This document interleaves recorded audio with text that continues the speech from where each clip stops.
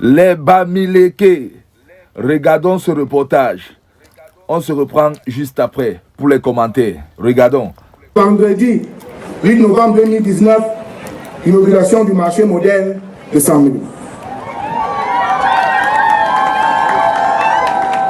Au moment de recevoir ce précieux présent du président de la République ce jour,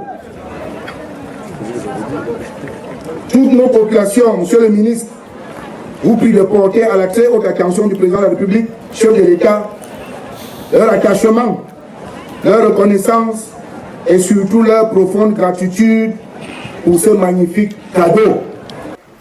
Après la coupure du ruban symbolique, le marché moderne de Sang-Mélimant a été officiellement réceptionné. La visite du site effectuée par le ministre de la Décentralisation et du Développement local est restée un moment fort de cette journée. Une visite suivie de la présentation du monument par le directeur du génie militaire, le colonel Jackson Kamgen. Une statue de près de 3 mètres de haut pour une largeur et une profondeur respective de 90 et 70 cm. Un monument qui met en exergue un homme tenant sous son aile un oiseau appuyé sur un tronc d'arbre. Cet homme incarne la tradition du peuple de la forêt, garant de la nature et de la protection de l'environnement.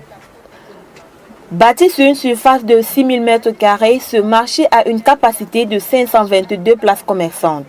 Le marché moderne de Sang-Mélimant comprend 8 bâtiments avec 162 boutiques de 9 m² et 360 places sous hangar couvert.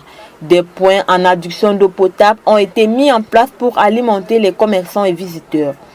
Un chef-d'œuvre de haute facture aux normes de sécurité modernes. 4 milliards de francs CFA investis au profit de cette broussaille. Construit sous le dernier mandat à la tête de la commune de Sang-Mélimant de André Nolessian, cette infrastructure n'a pas été mise en service outre l'inauguration ministérielle. C'est jusqu'à l'arrivée de l'exécutif que conduit actuellement le maire Jean-Faustin Bokono.